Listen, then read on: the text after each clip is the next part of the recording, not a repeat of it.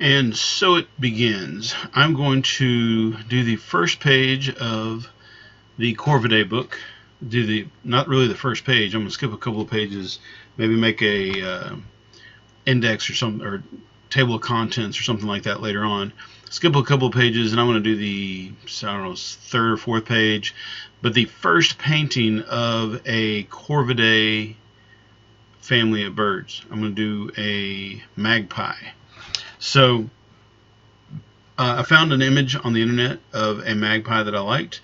I taped off my book to protect the various pages. I didn't want to get paint on any other page. I also decided to go ahead and do sort of a border around the page that I'm doing. I don't know if I'll do that every time. If it's not fun, I'm not going to do it probably. So I'm going to do the best I can to kind of keep it fun and loose.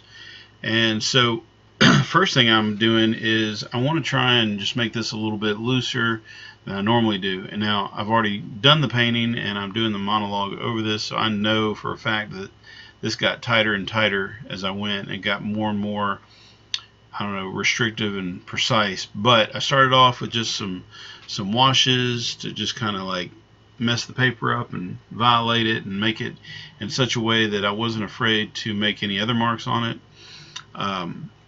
Got out my trusty mechanical pencil. After that paint dried, after that little wash of blue dried, I got my mechanical pencil out and started laying out the bird.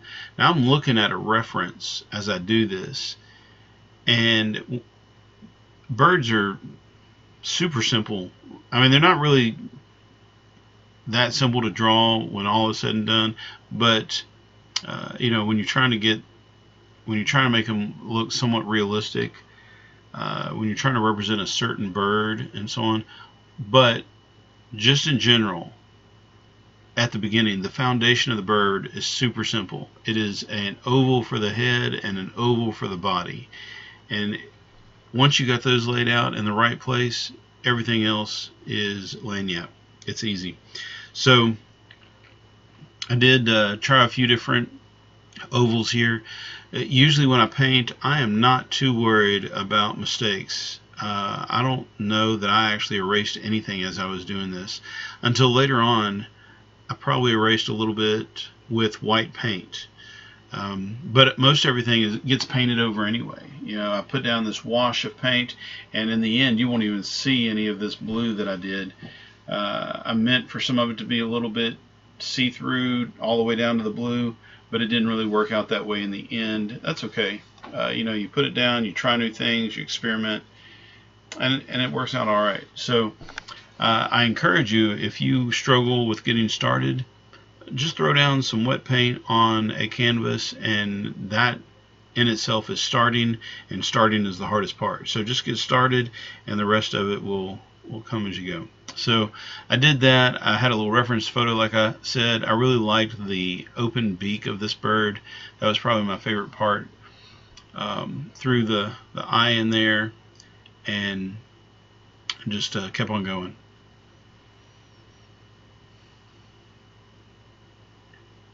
I also wanted to be able to finish this up in sort of one setting. That did not happen either. I put the wash on there and I had to let it dry. So while it was drying, I went and did other things. I came back a few minutes later, put some more on there, something else on there. Let it dry, come back, put a little something else on there. And that's just kind of the way painting goes. If you set up 3 or 4 paintings, you can work on one, and while it's drying, start on the next one, and while it's drying, start on the next one, and so on. And you can sometimes get like 4 paintings done or 5 paintings done, or however you want to work. You can get several done at a time, and you might not finish them all, but at least you're not just sitting there watching the paint dry on the first one. Can't tell you how important it is to really work on multiples. I had other things that I needed to do, so I did not do 4 paintings at a time, but sometimes I do. Sometimes I'll have a painting on the easel and a painting on the desk and a sketch on the side. So just keep busy while that paint's drying. Another thing I thought about while I was doing this was my instructor.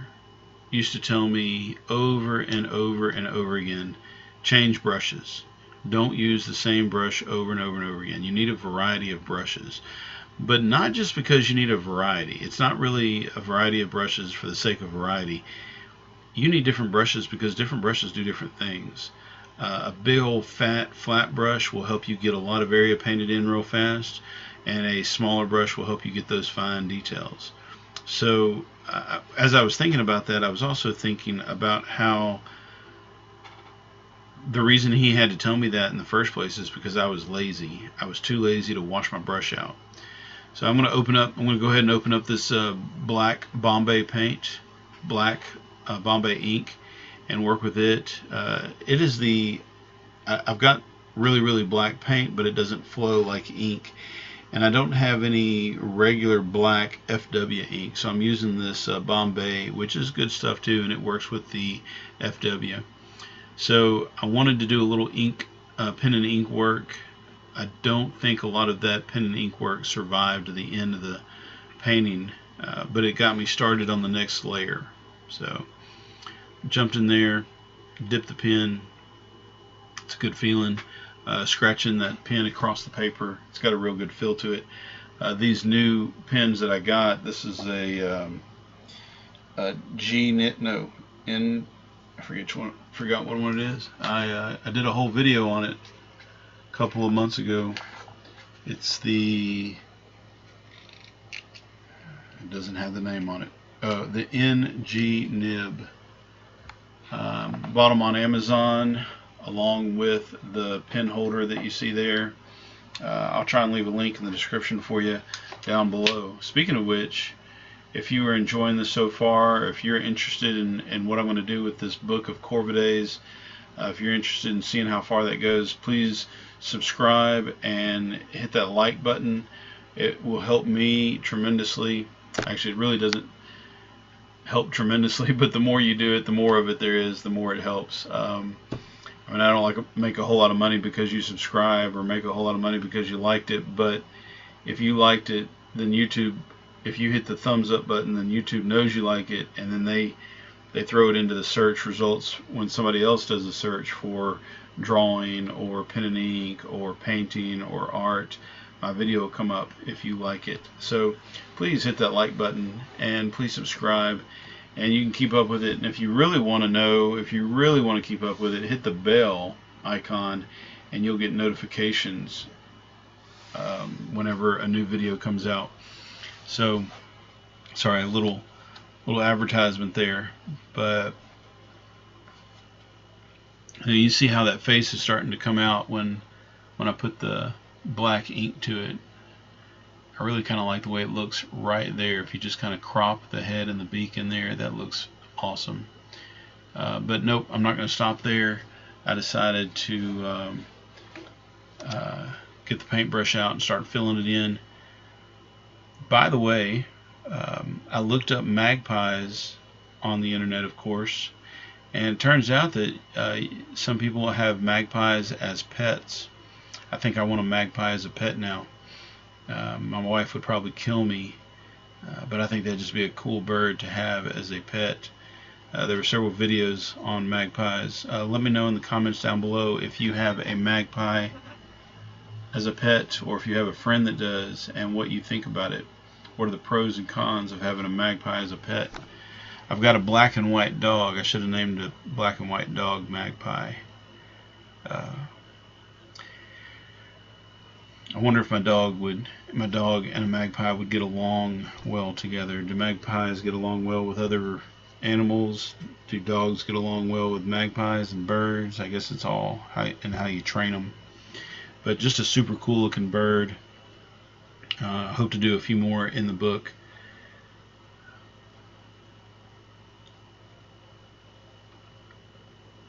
And if I did have, like, I can see myself naming my black and white dog Magpie, but what would I name a magpie if I had one? Someone on the internet had one named Pie. They just kept calling it Pie. That's a cool name for a magpie, but obviously I don't want to steal their name. What else is a good name for a magpie? Where do I get a magpie? Would a magpie survive in South Mississippi? I think magpies are northern birds. I don't know. Like I said, let me know in the comments down below what you know about magpies. So also something of note here, the when all is said and done, this is going to look kind of like the vest. Like it looks almost like a crow wearing a white vest. Well, in my picture, the vest is longer than the vest in the photo reference. And I think it makes a significant difference in the way the bird looks. So I'm probably going to go back and shorten the vest up a little bit. You're not going to see this in this video, but if you want to see what it looks like once I fix it a little, you can probably see it on Instagram. I'm going to post it on my Instagram pretty soon once I get the finishing touches in. Alright, so before I go any further, I want you to notice how I put down a little bit of black ink in the middle of the bird's breast and then blotted it with a paper towel. That helped me get a nice little kind of gray tone for that part. They're white feathers, but there was some shadow there. And now I'm going a little bit further, and I'm going to start putting in the tree or the bush that it's landed on and the background. And it was really just a bunch of green foliage. And I know some of you have probably tried to draw or paint green leafy foliage before, and essentially there's two ways you can do it. You can either zoom in on it and try and draw every little vein of every leaf, just perfectly, or you can simplify it, stylize it, abstract it, texturize it, whatever you want to call it.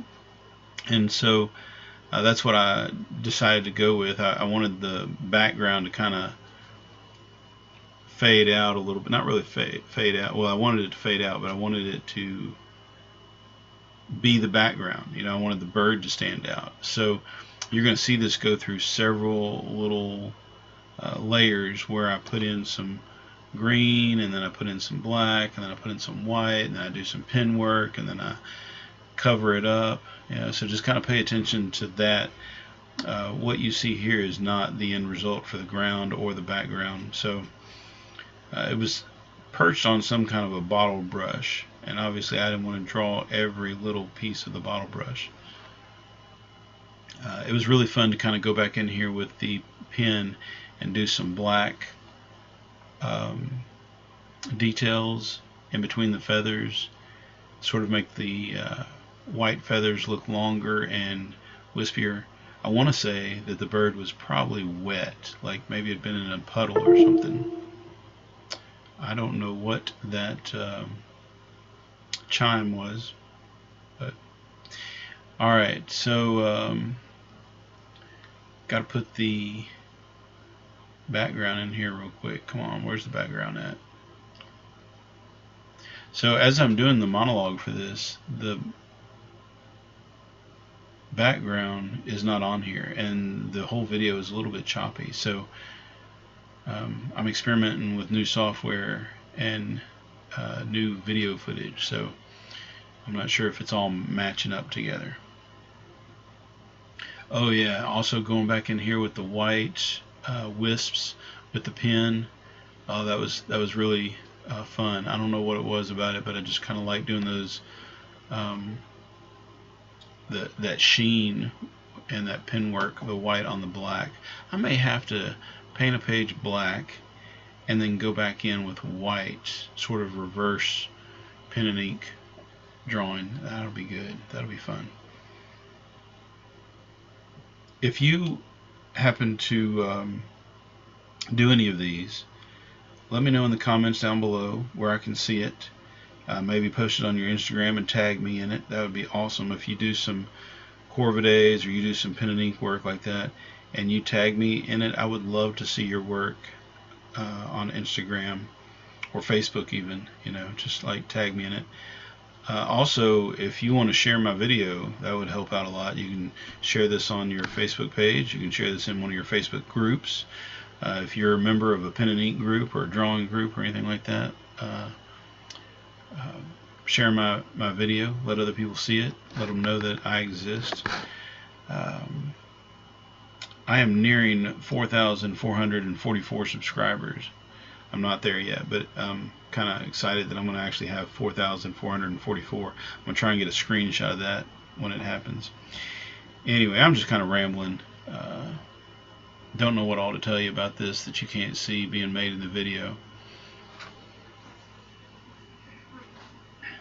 So I started putting in all of the different little stems, or the different needles of this plant that he was perched on, and I did it with black ink.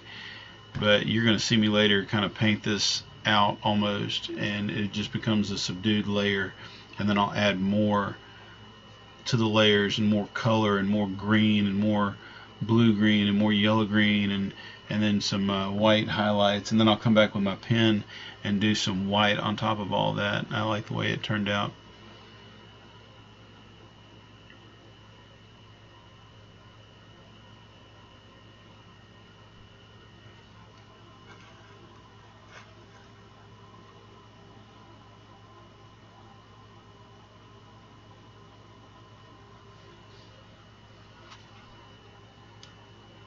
This paper actually turned out to be nicer than I thought it would be. This is some of that Sargent watercolor pad that I pulled apart to make the book. If you watch the video on how I put this book together, you'll see that I used Sargent watercolor paper, and it actually turns out to be kind of nice. I thought it was going to be really cheap paper, but it's taken this pretty well, and it didn't. None of the ink bled through the paper. So I'll be able to work on the other side of the paper easily. It was smooth enough that it didn't snag my pen, and my pen didn't tear the paper. It was strong enough that my pen didn't tear the paper. So I'm going to cut in the negative space here, and that helps tremendously whenever you're working on anything, just to cut in the negative space. In order to do this, I mixed together some emerald green and some galactic blue. The galactic blue serves two purposes. One, to make the green a little bit cooler, but also the galactic blue has a pearlescent effect. It's a pearlescent galactic blue FW ink, and so you can't really see it here, but it has a little sheen, a little shimmer to it. And you can see it in the finished picture ever so slightly, because I did mute that a little with some white. But it's there. Pearlescent stuff, just kind of fun to work with.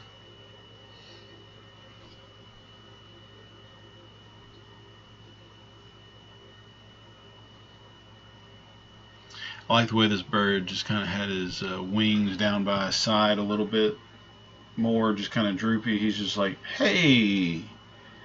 Yeah, I don't know if that came across right, my impression of what that bird would sound like if it was personified. But just kind of squawking at something with his hands down by his side, like what are you doing, guys?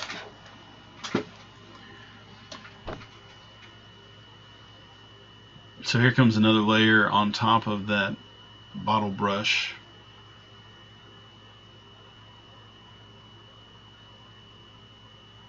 Whatever kind of tree that was. I don't know if it's a bottle brush or not. I've got a fan brush here that I'm using for texture. Just kind of swiping it up a little bit every now and then to kind of give it a little sticks above and beyond the thing. I didn't want it to look like a cutout.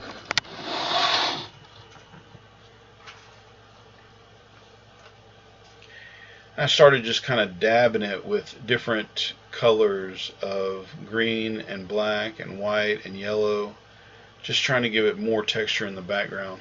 As the background behind the Magpie was like some trees or greenery in the distance, and you couldn't make it out. There wasn't any, you couldn't see the leaves. You couldn't make out individual leaves or individual stems or sticks. You just knew that it was. And so I started throwing in some darks and lights. And eventually it gets a little bit too dark. And I just know that it's too dark. So eventually I'll mute it with some white.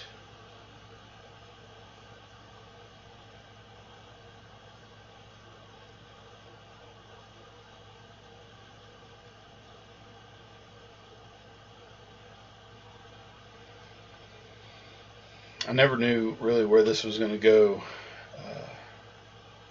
I was just kind of making all this up as I went. Think about it like camouflage. How do you really make camouflage? There's so many different types of camouflage, and it's not. Some of it's based on real leaves and real trees, but some of your basic camouflage is not really. It's just greens and dark greens and light greens and maybe some browns or something, and it's just made up. So that's kind of what I was doing here, was sort of making up a little camouflage in the background to represent the trees and the leaves and the sunlight hitting them.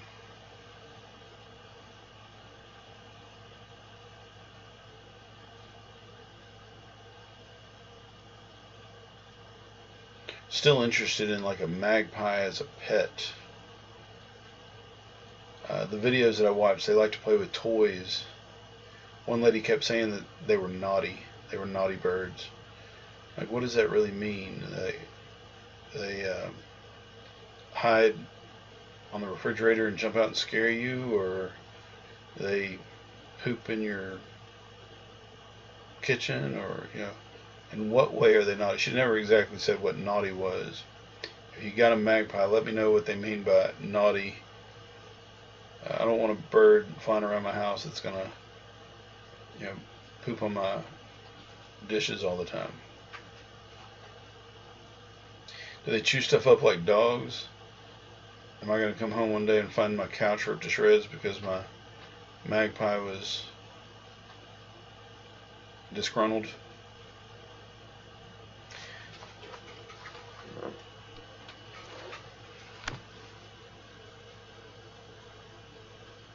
I don't think my painting of the magpie really has the neck that a magpie has. So I'm going to have to look at that as I go. So that's something I can describe to you a little bit. This book that I've decided to do of Corvidaes, first of all, it has a lot of pages in it. So if I'm going to do the entire book, I'm going to have to persevere. This is a big task in front of me. And I have got books that I have not finished yet. So this may never be finished. On the other hand, I might find some stick-to-itiveness, some perseverance, and finish this thing before the year's up. I don't know. Stay tuned, find out, and keep me accountable. If you don't see a Corvidae painting or drawing or something in this book for a couple of weeks, you ask me, why aren't you drawing some Corvidaes? You ask me, why are you not working in your book? Did you quit your book? Did you forget your book? Did you lose your book? Did your book get burnt? What happened to it? Furthermore, I can't guarantee that every bird that I draw on every single page is going to be a good drawing or a good painting. And so it's going to be progressive. The very last page, if I actually get to the very last page, that bird may be a masterpiece. I may learn so much between the first bird and the last bird that I decide to paint over the first one, which is this one, of course. I have no idea where this is going to lead or how well this is going to go. So I could use y'all's help keeping me accountable.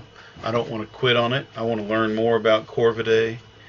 I want to do more drawings of Corvidae. I want to fill this book and have it really, precious.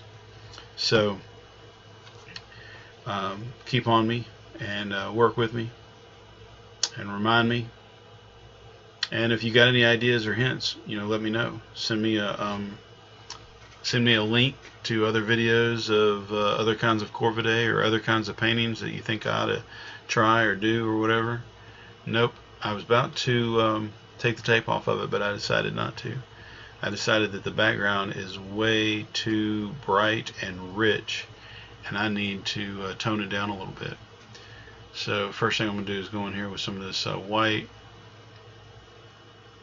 If I had left this white, it probably would have looked really good. It probably would have looked fine, but I could not leave well enough alone. Really, I didn't know exactly what it was going to look like, so I ended up going back in with some more green and yellow green and so on. We'll see here in a minute.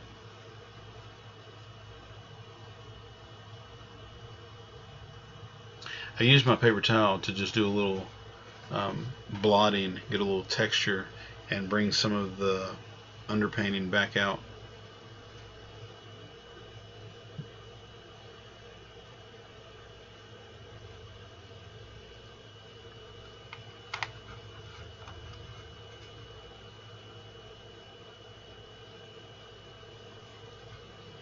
I want to get a little warmth back in the bush.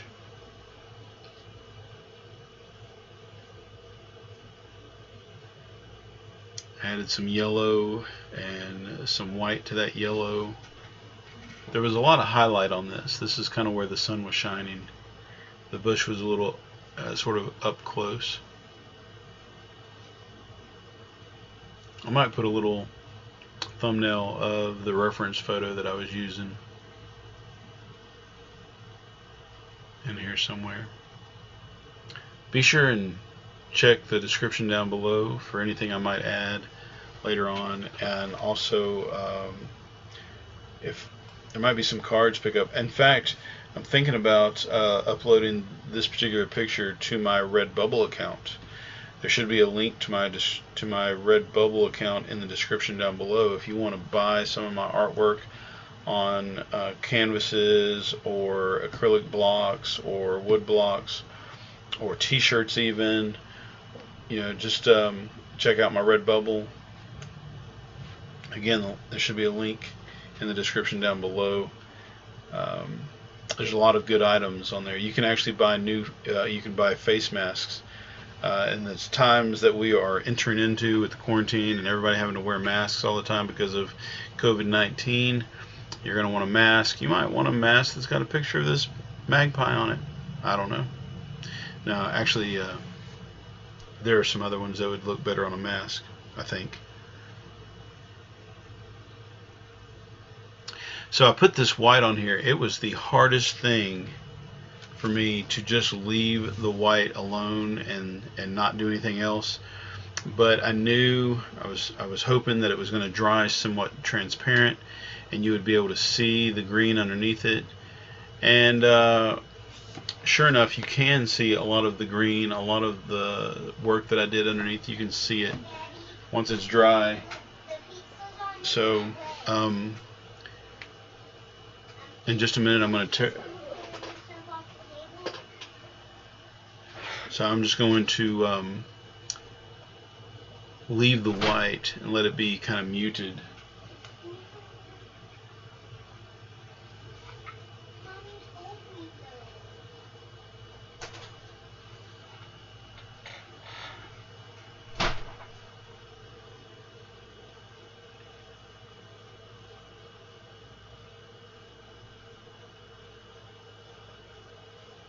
There we go. Oh, I also went back in with some white and the pen and just kind of added some more details, covered up a little bit of that gray in the middle, added a little bit more sheen around the neck area.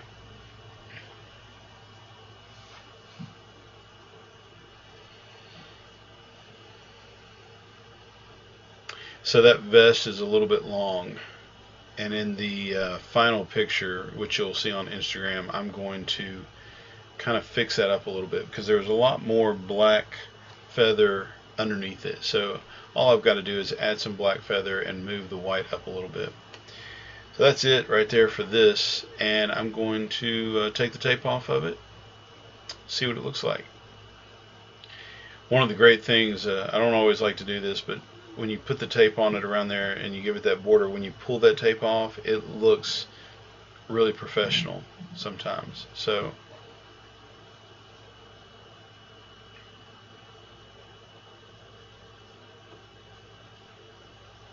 there's a little bit of area right there where the tape actually tore the watercolor paper on the other page, so I've got to be more careful when I tape it. I went back in with the white and the nib again and just started adding some details and some highlights. Might have been a little bit overkill, But I think for the most part it was the right idea. I don't know if I did too much of it or not.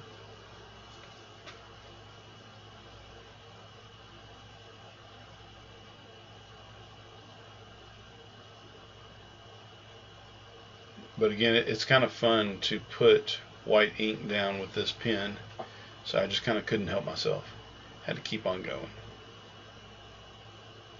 Let it overlap that tail a little bit.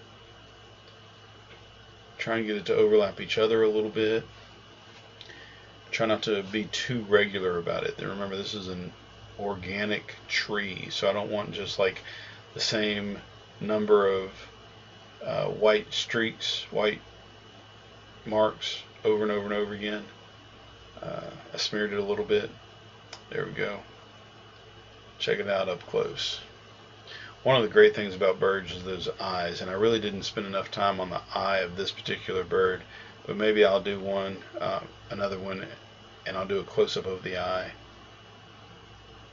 That's it. Thanks for watching. Go make some art. Do your own book. Later.